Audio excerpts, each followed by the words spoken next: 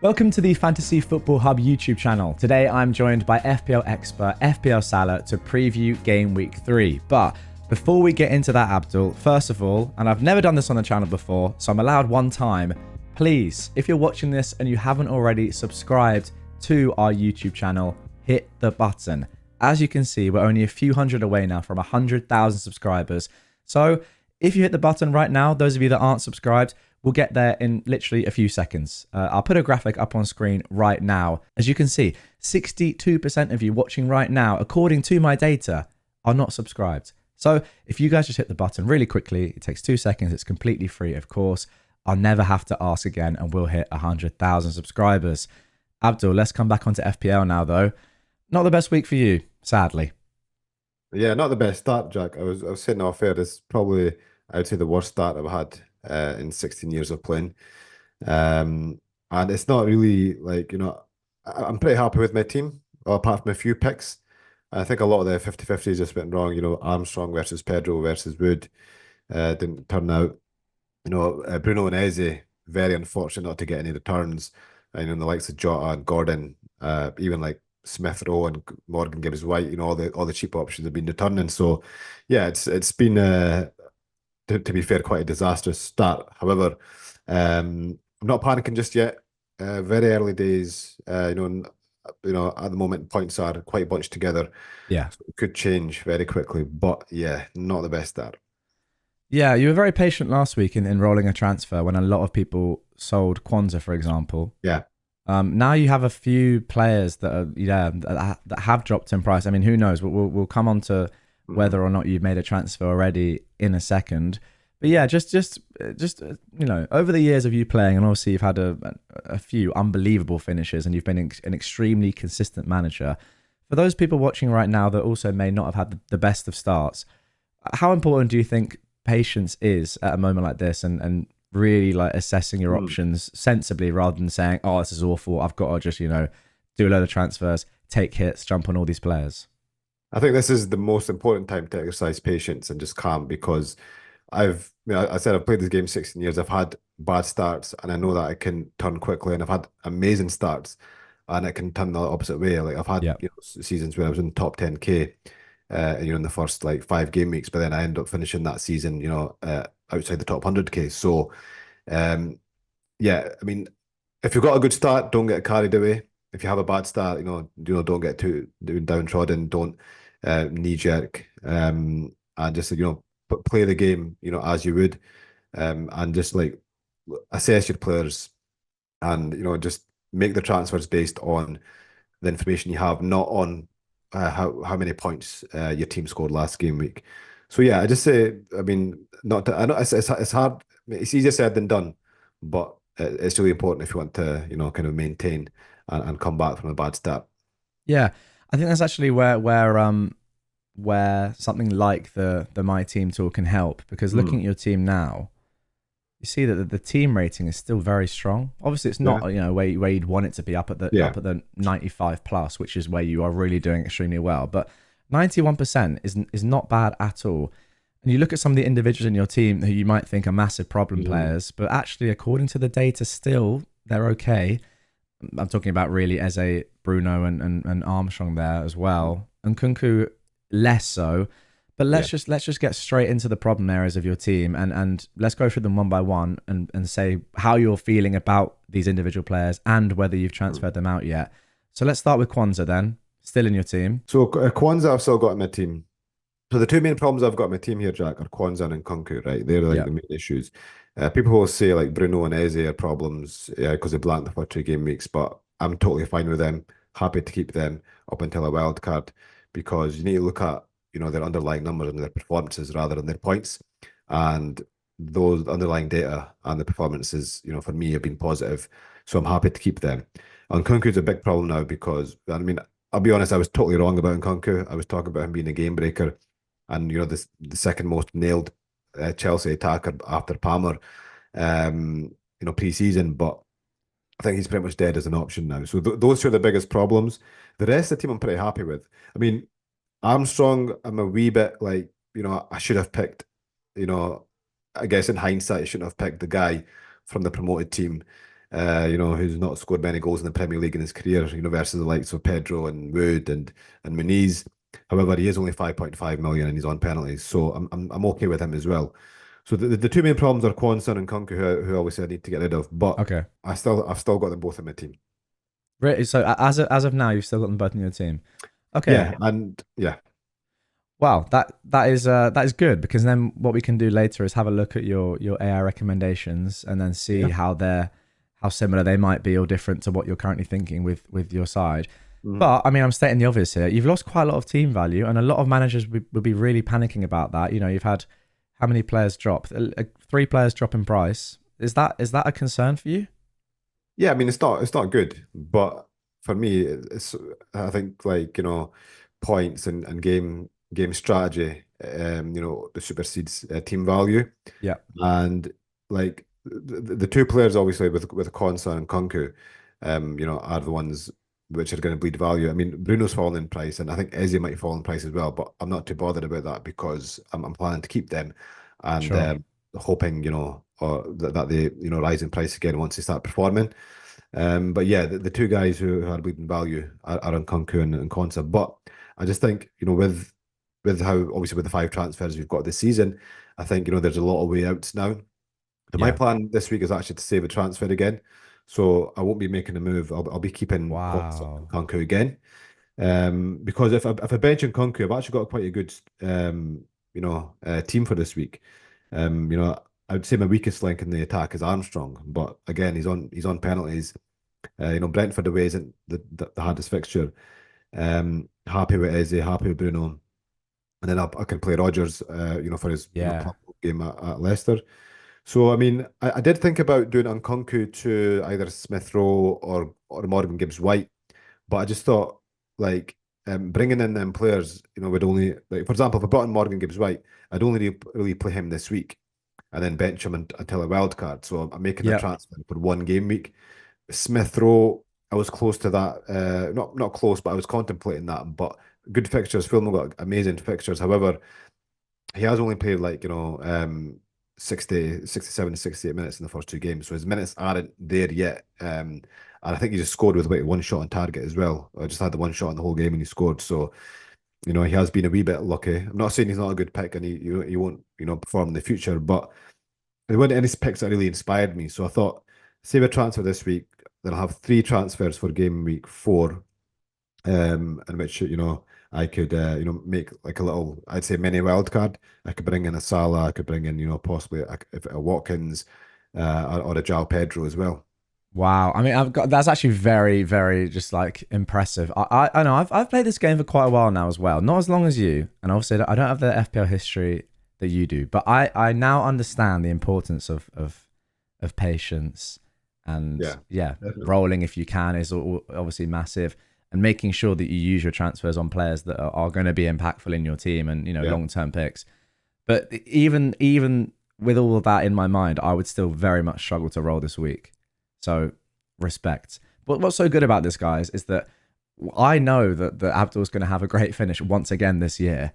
So, don't say that as but well. Don't well, jinx no, it. because it's I'm not saying you're going to get top 10k necessarily, but you're not going to come. There's it's in my mind it's impossible that you will come outside like the top few 100k. You've never done it, so it's not going to happen. Mm. Um, based on history, right? So with that in mind, I think it's just pretty cool to see that you are very calm, thinking, okay, no, let's just I'll lose a bit of cash here. So no worries. The Yeah. team actually looks really good, and you say that yeah, obviously in Kunku. I mean, I don't know if you got that wrong necessarily. Yeah, now that we know what's happened, Mm. it's wrong. But I would have agreed. I'm a Chelsea fan. I would have agreed with you that he was the second most nailed Chelsea attacker. Yeah. He Yeah. played So it's loads just of not something that we could have preseason predicted, minutes. really. Yeah. Yeah. However, one thing you did get right is Rodgers, who's now is he's risen in price, and everyone wants a slice of him, and he looks great. And as you say, if you were to get Gibbs White in to bench Rodgers this week, but then you'd play Rodgers in the other 2 weeks anyway, what's the point? Just you've got Rodgers there, so it's not as Yeah. if you have a Winks coming on and that's made you make that transfer. You don't need to make it when you have Rodgers. Are you confident in him he hasn't got any points yet, but are you confident in him, or do you think he's getting a little bit overhyped? Well, he would have had an assist if Watkins didn't miss open goal. True. That is one to note. However, I'm not saying he's going to be like, the next Cole Palmer, right? Nowhere near it, right? But I think his performances, the eye tests have shown that he is going to get a lot of minutes. I mean, he bossed that game against, against Arsenal. It was so good. I don't know if he's going to be a type of player who's going to get, constant. I think maybe we're looking at possibly maybe 5 to 7 goals between maybe, 7 to 8 assists a season, right? Wow, Uh, still like that would still be a great like yeah, breakout season, really. for a 5 million player, Yeah. I mean, I think that's the kind of ceiling we're looking at just now. Judging by his age and stuff, and the position he plays. So yeah, I mean, look, if he gets one or two attacking returns over the next, until a wild card, I'll be more than happy with that. I just don't think people, obviously, he's been transferred in, he's been hyped up. People are maybe expecting a lot more than they should. I just think Yeah. we should kind of, if you get one attacking return over the next 2 games, I mean, I'd be ecstatic with that.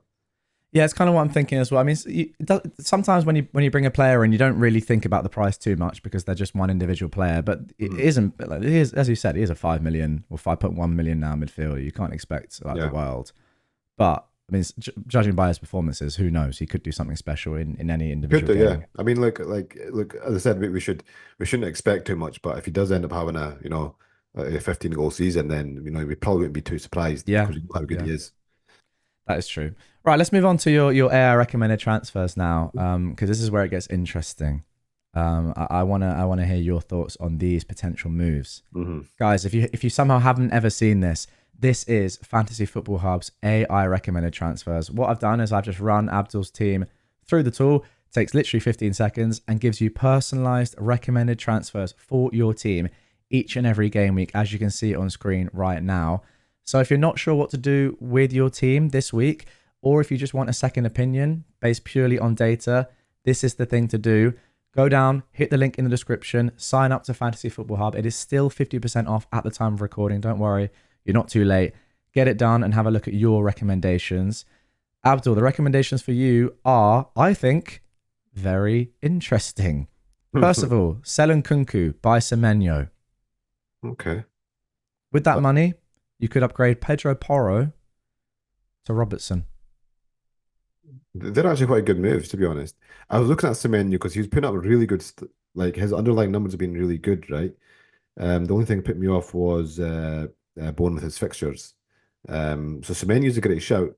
It would have been obviously with Van Listen signing as well. He's probably going to play back on the wing again. But if he wasn't, an OOP possibly because he has played up front before, like in the Yeah, past, can play there. He's a good pick, and the Robertson move I like as well because I am possibly looking at going with a double Liverpool defense. On the wild card. I really like Trent, Robbo, and Salah as my three Liverpool. So they're good moves. I like their moves actually. It's quite they're risky, but they're good risky moves if you know what I mean. Like high expected points. yeah.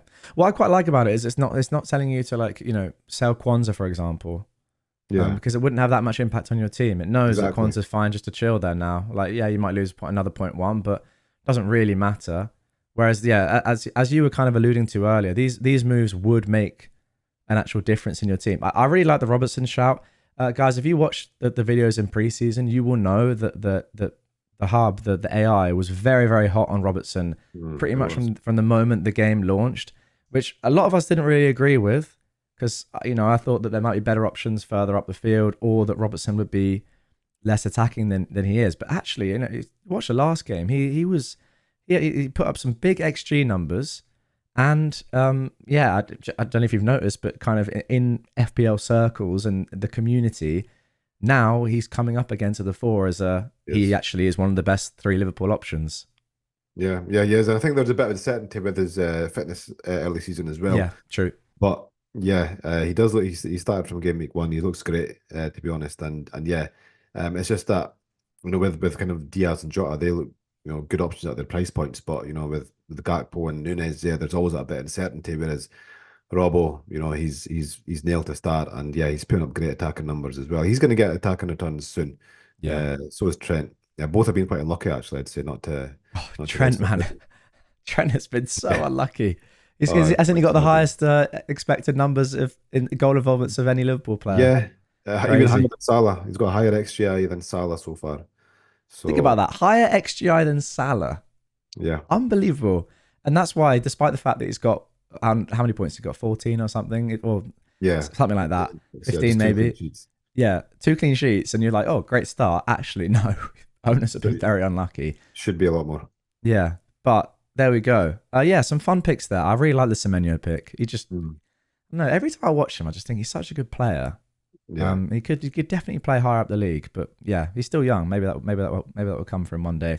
But there you go. Those are your recommendations. Now, obviously, the opportunity cost with these is that you're using up 2 frees, and you wouldn't have the 3 transfers next week that you probably want to Mhm. attack the sort of get in those sort of players that you were saying, the likes of Watkins and Salah.